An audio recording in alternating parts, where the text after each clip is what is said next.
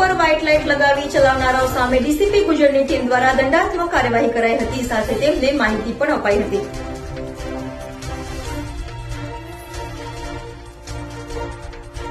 સુરતમાં વાહનોમાં white light લગાવનારા લોકો સામે પ્રથમ વખત કાર્યવાહી કરવામાં આવી હતી. ડીસીપી વિજયસિંહ ગુજરની ટીમ દ્વારા દંડાત્મક કાર્યવાહી કરવામાં આવી હતી.